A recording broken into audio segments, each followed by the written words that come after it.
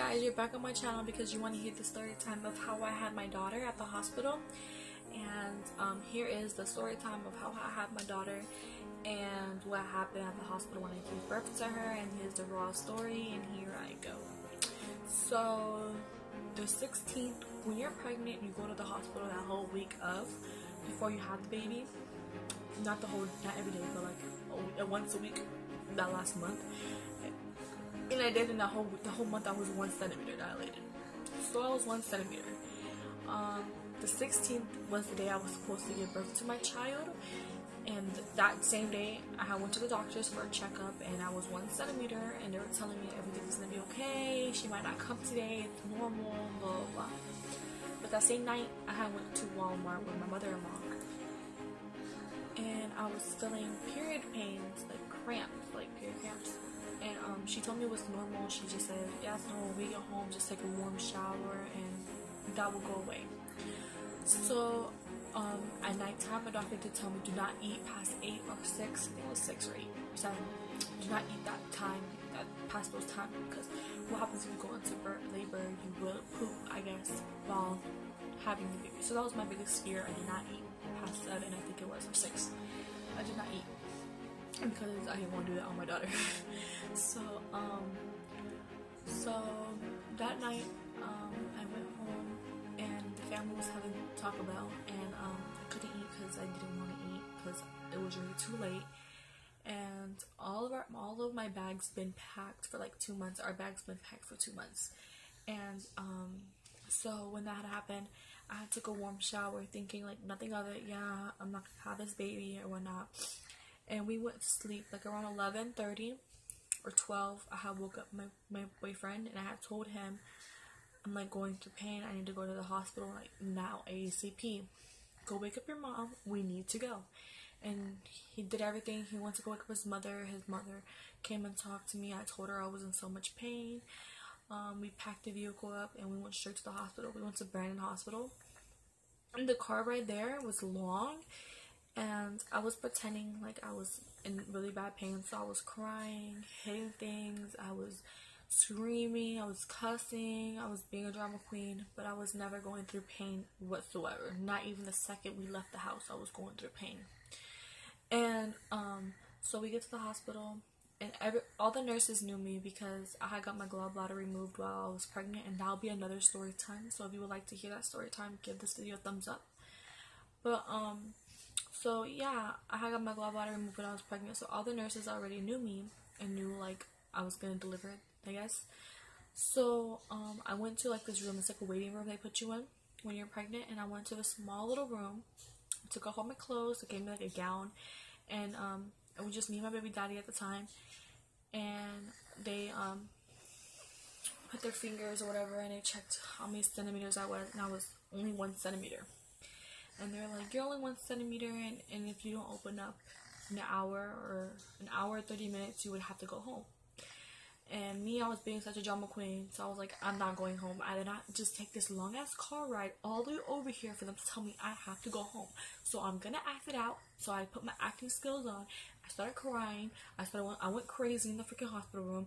I felt like I was dying. I felt like I couldn't go to sleep. I felt like I couldn't like move or anything.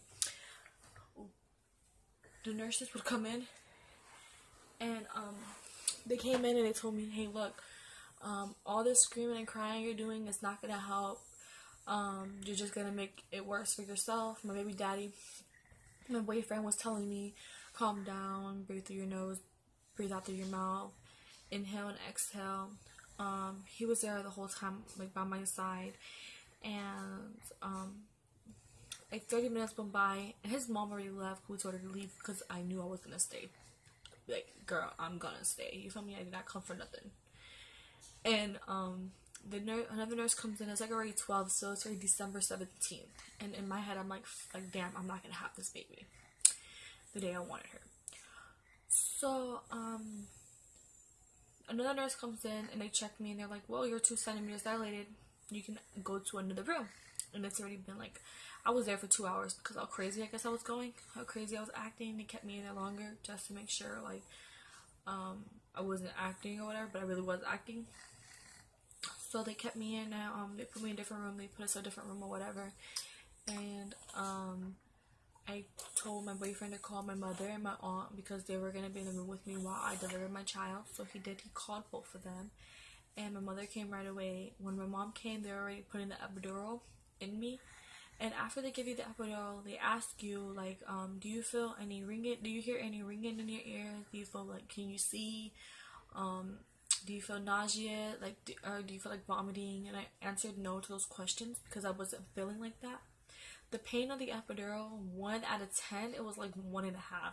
The needle was like at least this big, but it didn't hurt. My baby daddy couldn't see them put the needle in me. He had to sit on the side when they did it.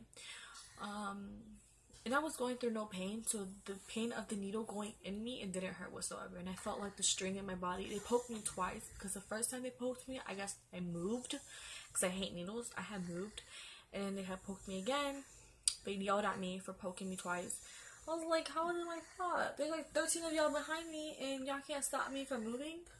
Whatever. So, yeah, they had poked me from behind. And, my mom came right when they were doing the epidural, and she couldn't see that because she don't like needles or whatnot, so she walked out. My baby daddy was just sitting in the chair waiting, and then whenever I was done, we were just sitting, talking, laughing. My mom was just like, dude, like, you look like you're in no pain. I'm like, yeah, I'm in pain, but I was lying. I was in no pain whatsoever. And, so when that had happened, I was hungry. I couldn't eat. I was very thirsty. They would give me ice chips, and so my ice chips ran out, right? I was like, dude, I want some fucking ice chips. Go to the back and go get me some ice chips, or bring me a Gatorade or some crackers. I'm hungry. I don't care if I shit on this baby anymore. I'm freaking hungry. Like, I'm hungry. So the nurse was like, no, we can't. And she was poking my arm to like the IV or whatever, and I'm over yelling at her like, I want some water. My throat is dry. I want something to drink. No, you can't have anything to drink. You can't get ice chips right now. I'm doing something. So my mom starts yelling at me, and I can't hear them anymore. It just seemed like them, I don't know. I couldn't hear them anymore. So I yelled back at them, and I'm like, I can't hear y'all. I can't hear y'all. And I guess like my computer is hooked up to like the office computer in the middle, like in the hospital, and like 20 doctors walked in and nurses walked in, and they were like, oh my god, her heart dropped, so did the babies. And I was scared they were gonna give me a C-section right then and there, because the fact that they were talking about it, and because my baby's heartbeat was dropping, and mine was too, because the fact that I guess I was panicking, and it was because of the epidural. And my heart went back up, the babies went back to normal, and like in seconds it went back to normal. So they didn't even care anymore. And they gave my ice chips. I was already like 5 centimeters, like around 1 in the afternoon. It was going really slow.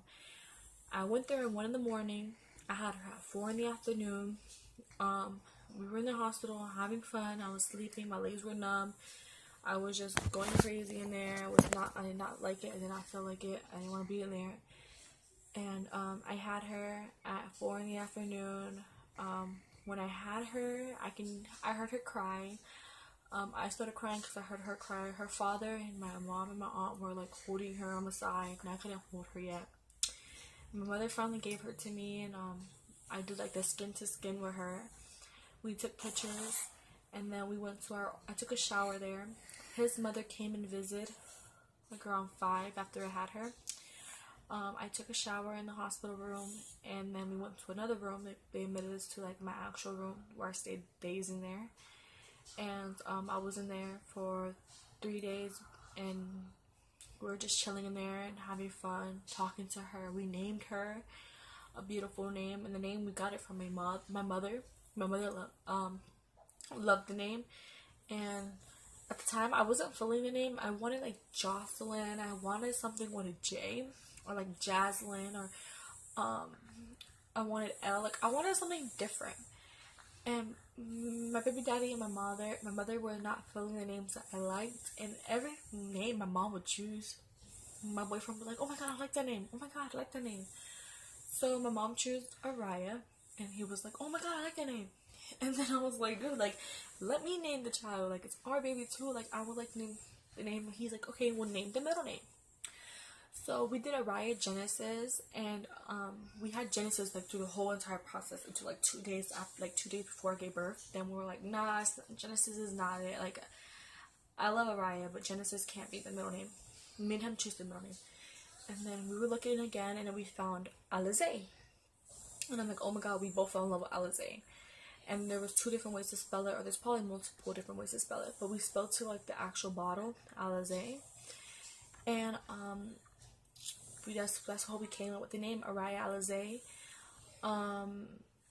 Yeah, and I had her at the hospital. She was 9 pounds. Every person I meet, their baby's always 6 pounds, 7 pounds.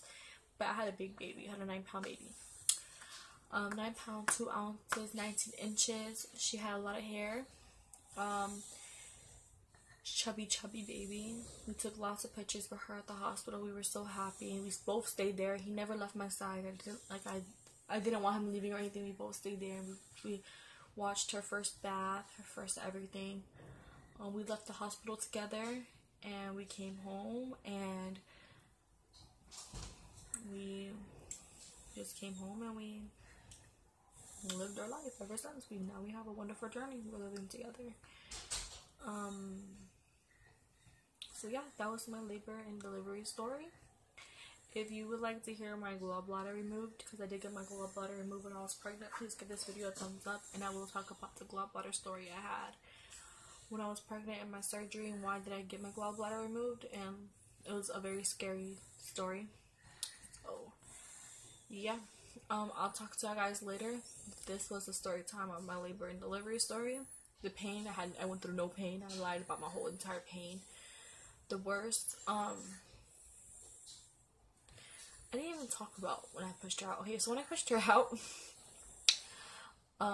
the worst pain that I had wasn't her getting pushed out. It was the placenta, because I just went through surgery, and I was 8 months when I went through surgery. So the placenta that hurt the worst, because like they were pushing on my stomach, and that's when my surgery marks are at.